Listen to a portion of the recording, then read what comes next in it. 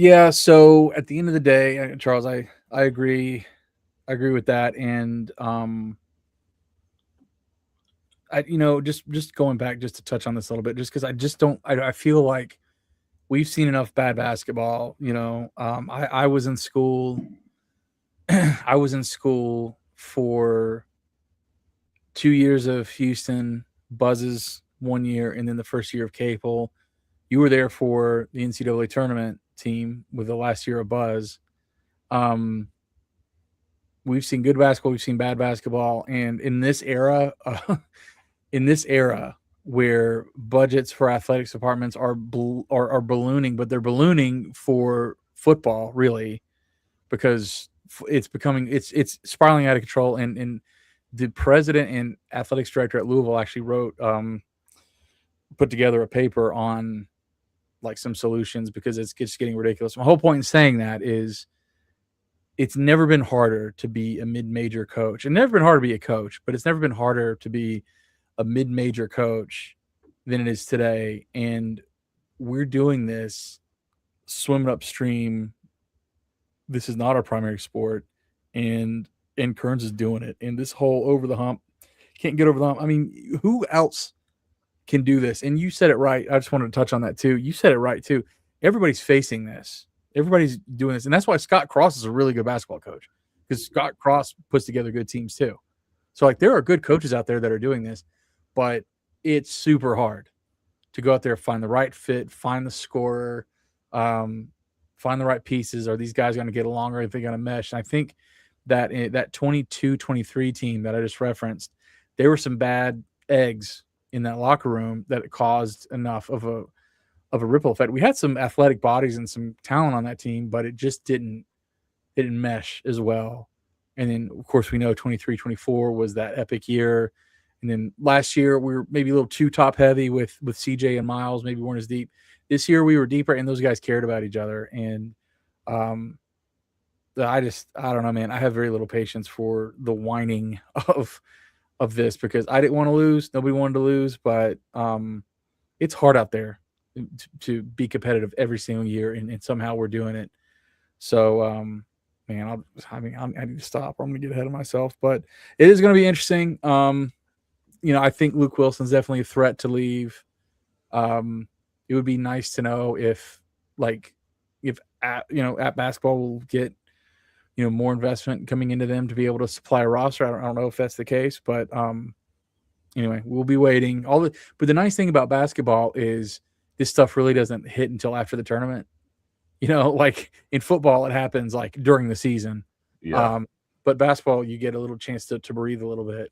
So after interesting to watch this stuff. So before I get too far ahead of myself, of course, our Olympic sports sponsors, Styles Roofing, 704-842-1874. For those of you in the greater Charlotte area, if you need your roof replaced or repaired, App State alumnus Billy Styles is the number. That's the number you call or text to reach Billy Styles. They're the best in the business. They work with a lot of Mountaineer fans, folks, and tell them that the podcast sent you. They're not going to get paid till the job's done. They're going to work fast. They have a great crew. And Community One Insurance. If you want to save some money and get better service, then that's who you need to go for all your insurance needs, not just your home insurance or your auto. It could be anything. These guys are internet experts. They better be internet experts. They're insurance experts. They know what they're doing. So give them a shout. Matthew Johnson and Zach Ligon, 828-455-2335 is the number to call or text, or go to communityoneInsurance.com. Check them out. So let's I think, did we talk about wrestling No. last time? Because we were the champs, SoCon wrestling champs this past weekend. It's pretty awesome. Congratulations to Coach Bentley, who just again does an awesome job. Charles, anything to say about the SoCon championship wrestlers? Yeah, it was and as I could, and so like that afternoon it was a very, the last few weight classes were very entertaining. and the scores were tight at the end. And so what we basically needed was, some major decisions because we kind of went back and forth in the 184, 197, and 285, and so we had wrestlers in all three of those, right? And we needed probably a champ out of two, and depending on how things went, we needed certain points to be scored, and so Tomas Brooker went out there and won at 184. He got a major, and then Cade Rule from Chattanooga knocked off our guy. He got a major right back. So we were down, I think, 2.5 points, and we really needed a major decision to go into the heavyweight bout. And Stefan Monchery, however you pronounce it, did his thing like he always does. He went out there, he got the major, got the 11-1 win over Ethan Vergara of Chattanooga. That was the big part of it, is that all of these matches were against Chattanooga, who's at the top, late, and we needed those wins against them so they wouldn't get the points. And man, it was thrilling. Stephen was incredible at heavyweight all tournament. He got an 18-3 tech fall, a 14-4 major, and then an 11-1 major. I'll give 8 points in 3 matches. That's incredible, while scoring, doing the math here, 43 points. That is insane. What a run. So, yeah, John Mark Bentley does it again. Regular season title, conference title, three wrestlers will go on to the NCAAs and represent us. Let's talk a little softball now. What do you say? Just on an absolute tear. The last time we didn't score at least 9 runs in a game against a peer, I'm not talking about Tennessee or Penn State. Not saying that I want to cherry pick whatever, but if we're talking about pure competition, the last time we did not score at least 9 runs in a game was February 21st against Princeton. We won 6-3. First of all, the Mountaineer Classic, we didn't lose. We mercy ruled Furman 2 times, which is always a good thing. We mercy ruled Queens 2 times, which is awesome. So, we're just railroading these teams. Our offense is absolutely just crushing right now. We mercy ruled College of Charleston and Charleston Southern yesterday and today. And so the ball is rolling in favor of softball right now. 19-5 overall. I actually took a quick glance, Charles, at our offensive production during out of conference season last year, and it was anemic compared to this. We did win some out of conference. We really struggled early on, as we've documented, but the last week, the last week to 2 weeks, this offense and this lineup and this team has just absolutely just rolled. So I don't think you can come into conference play any hotter than the softball roster is coming in right now. Just scoring runs, playing defense. We are starting on Friday, the opening to conference season against Coastal, and then back home on Wednesday. But Charles, we hadn't lost. We hadn't lost since we recorded last. So great stuff. It's really insane. In the past, we just kind of talked about some wins, but I think now these girls are starting to get their due at 19-5, and if anything, they haven't played enough because they haven't played any 70 games. Can they come back and bite them? But we got 20 more home runs than our opponents, 38-18. We have 41 stolen bases to 18. 164 RBIs to 73. That's doubling them up and then some.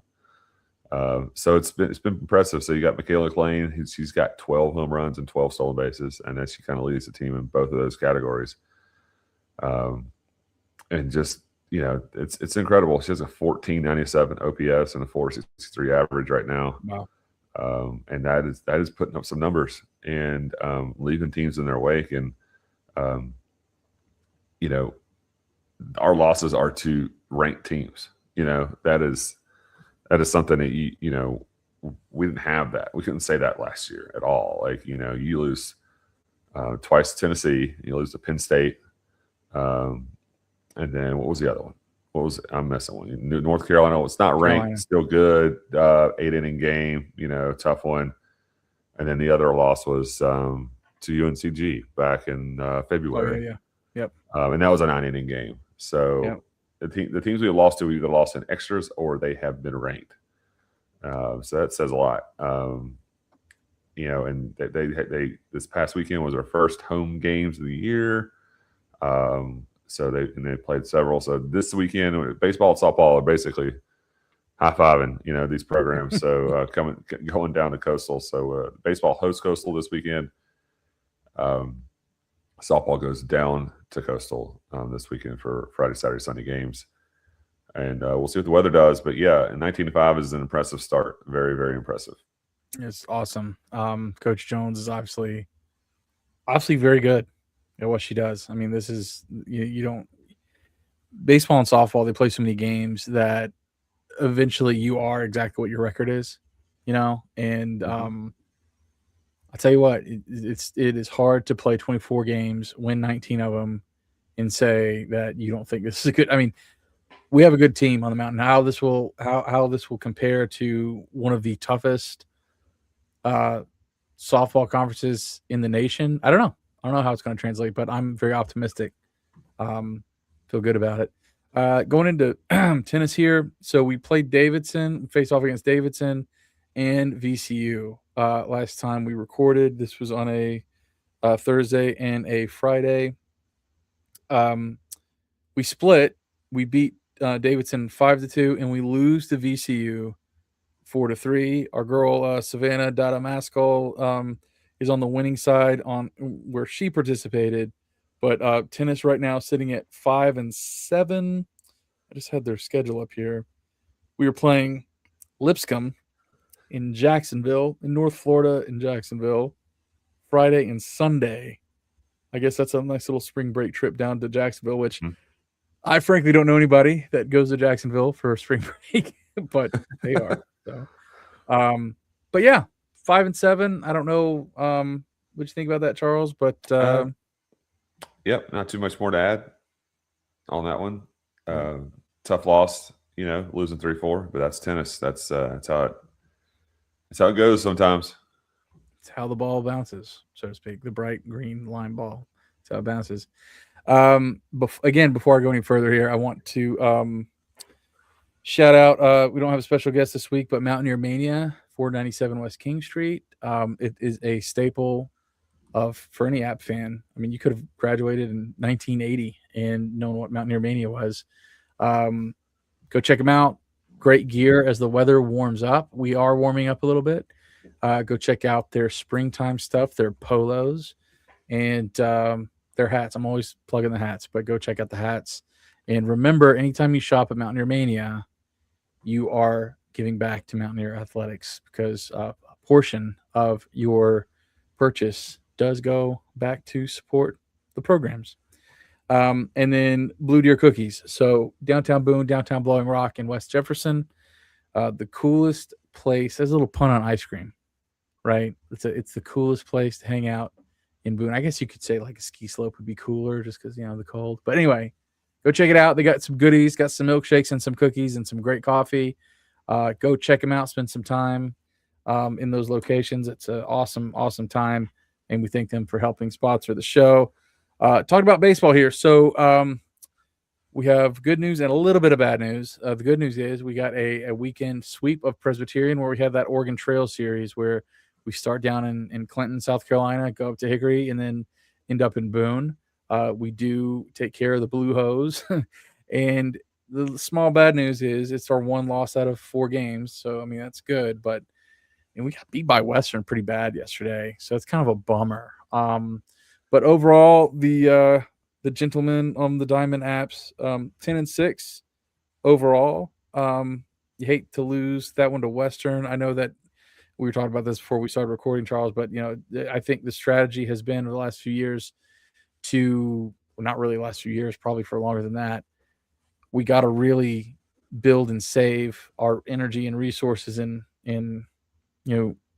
manage our roster in a way that the weekends really become the priority. So hate that we dropped that one to Western, but I'll take 3-1.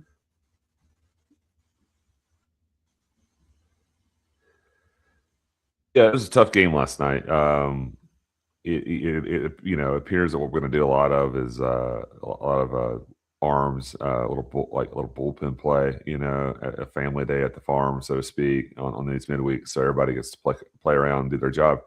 You're not going to have someone go out there and pitch 4 or 5 innings, and then we'll see what happens. But last night, unfortunately, against Western Carolina, we were just a little sloppy. Everyone can look at the box score and take from it what they wish, but it comes down to our pitching staff was not done many favors, and from our defense last night. That was one of the roughest games I've seen from our fielders, maybe in Kermit's tenure. 13 runs happens when you walk batters and you hit them. You have wild pitches and people advance. And then when you have 3 errors on the scoreboard, that probably could have been more like 4 or 5 if we wanted to get nice about it. So of those 13 runs that Western scored, only 6 were earned, and then a lot of those were late in the game, 4 from Carter Stanford. So as far as like what our offense could do to keep up, it was actually a pretty good game until Western kind of broke it up in, what was it, the fifth inning? I believe it was. They got the 5 runs there, the grand slam. Was it the 5th? No, it was the 6th, excuse me. But it was actually a pretty well played game. We Phil's assists, from Drew DuPont. But he also had an error that he probably wishes he could have had that ball back when it hit him right in the heel of the glove as he was running back to the. If you look at how things shaped out, 10 hits each, right? So it's funny how baseball is. 10 hits for one team gets you 3 runs, and then the other gives you 13. So that'll just show you how many mistakes we made, on the mound and in the field, and kind of gave us a tough loss at home, at the Beeve, the first one of the year. And what was unfortunately a nice night. It was 68 degrees yesterday, and very comfortable, even as we got past 9 o'clock. Mm. But we've seen a lot of players playing a lot of different positions. Throughout the beginning of the season. I think it would really, if we could get Cam Miller back in the lineup, I'm hoping that they're saving him for conference play. Maybe that's it, but he hasn't, seen the field in a little bit, and I think that'll help the lineup up and down. Let some guys platoon more and be at their difficult spots.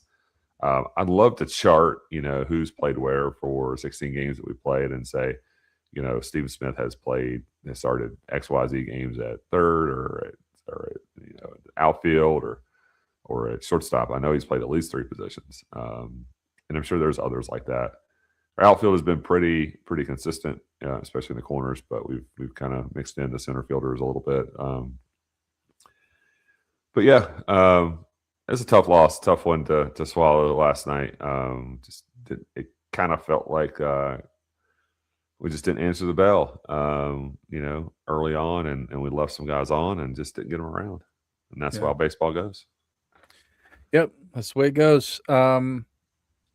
But yeah, we got Coastal coming to town, like you said, Charles, and we got High Point on the road as our midweek for next week. Ready for conference play to start. I do hope Cam Miller gets back in the lineup too. Having some lightning and thunder in the lineup will always impact those around him. It's not just him by himself. It impacts everything else. So, is there anything else that we need to talk about Appalachian related this week?